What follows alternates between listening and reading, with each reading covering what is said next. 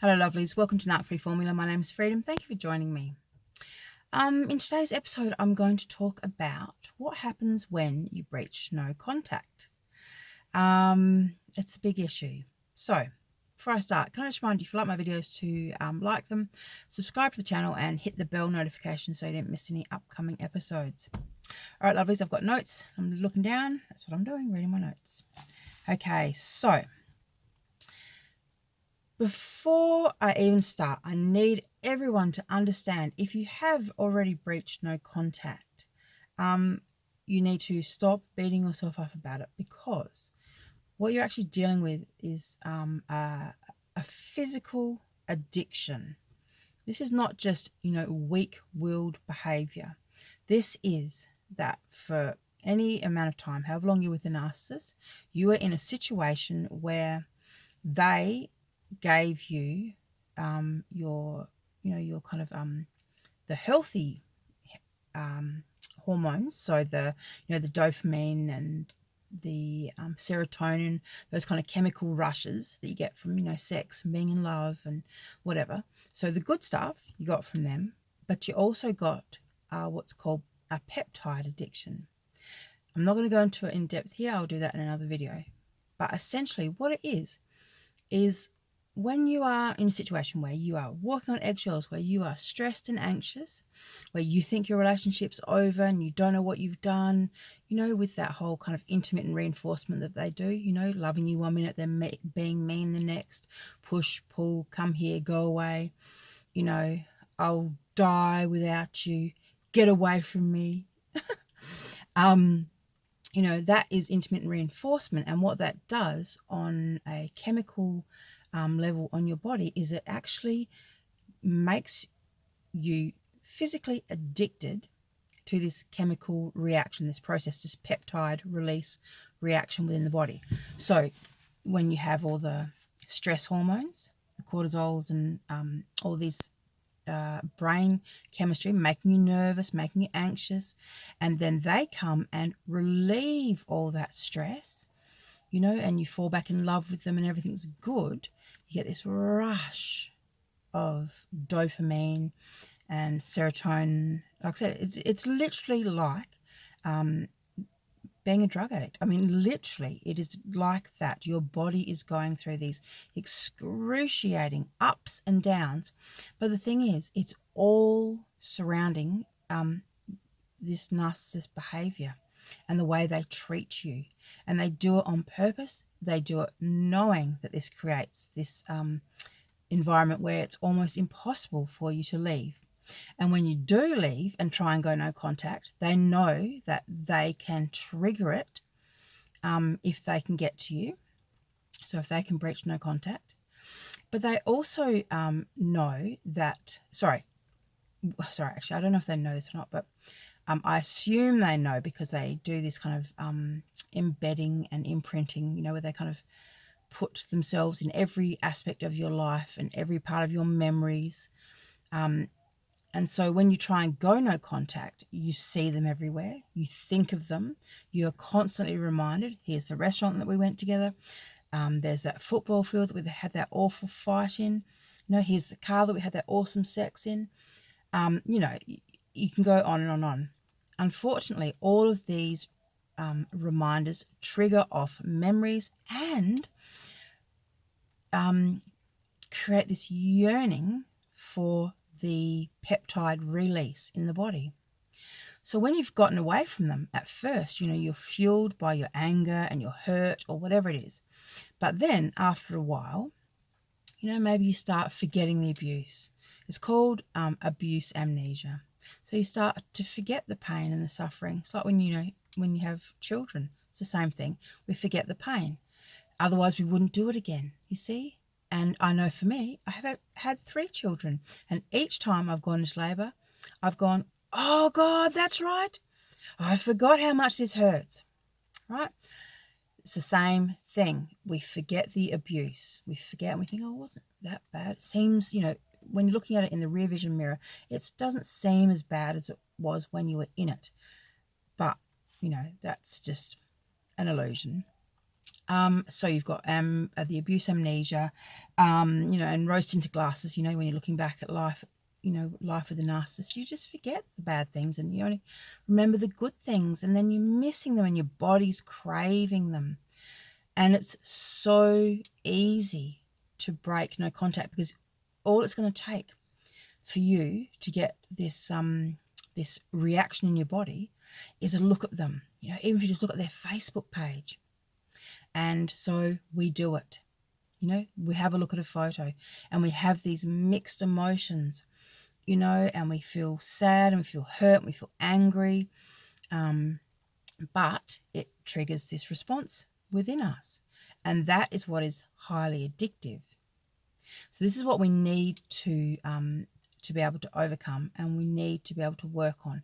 It's not a simple process. It takes time. But the thing is, most of us, we're doing pretty good with the no contact. And then we think to ourselves,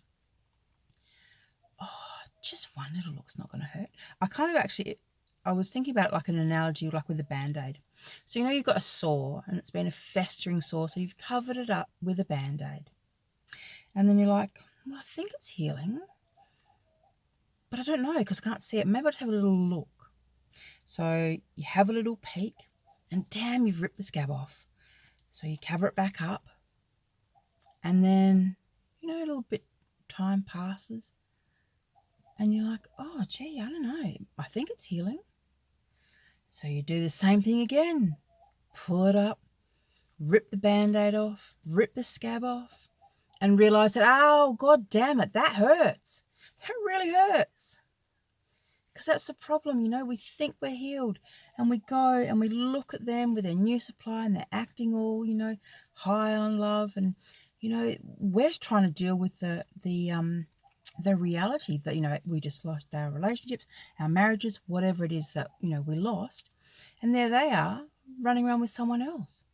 I mean, it's crazy how easily the narcissists replace their partners. But as a healthy, functioning individual, it is truly painful the first couple of times that you pull that Band-Aid off, which is why we need to leave the Band-Aid on. We need to leave it on, because otherwise it's just this constant process of pulling it off, going, realizing, oh, Jesus, that is really bad. So let no contact do its thing. No contact works, and it works for a reason. It is it's, as I said, it's a physical addiction, it's a psychological addiction, it's an emotional addiction. And when we breach no contact, we set ourselves back. And the thing is, for some people, a setback is something that they get over it. Like they feel hurt, they feel angry, whatever, but they keep on moving forward. But for other people, breaking no contact is the first step on a slippery slope back to being in the abusive relationship they just escaped from. So this is why we have to do no contact properly. And every single time we break no contact, we have to get our minds in the game straight away. We can't stay there, what is it? Thinking about the past with the rose-tinted glasses on. We can't do that to ourselves. It's dangerous. There is too much at stake.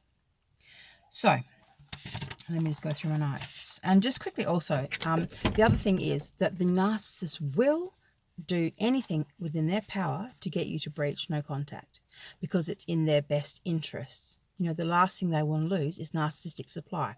If you've been grade A supply to them for any period of time, they're not going to want to lose that.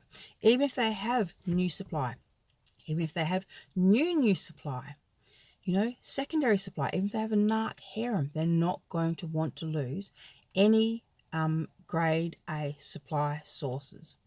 So this is why, for example, you may have gone no contact and you get a phone call from the narcissist and they say, I know you don't want to speak to me, but blah, blah, blah, blah. And it's always about some random, unnecessary shit that they really didn't need to talk to you about, but they do it purely because they want to get you to breach no contact.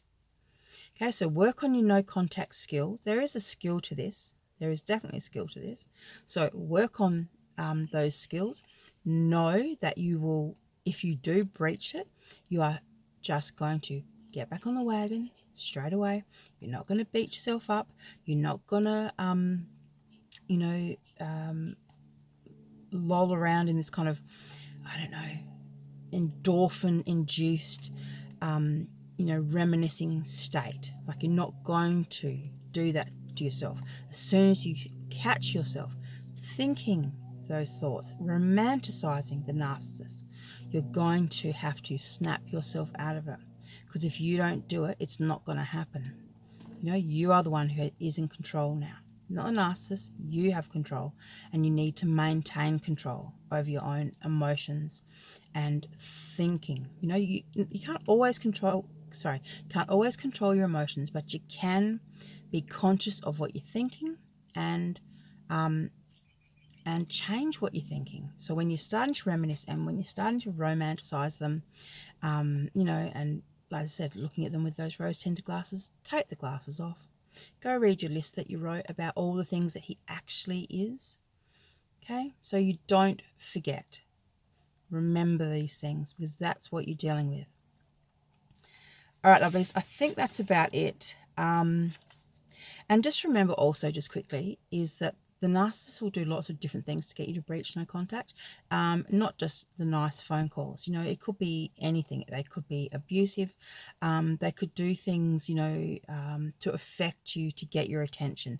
So, for example, for me, one of the ways that my ex got me to breach no contact was stealing property of mine, selling property of mine from my land. He did that knowing full well that that would be something that I would contact him about. And at the time, obviously, I did. But I since learnt the lesson.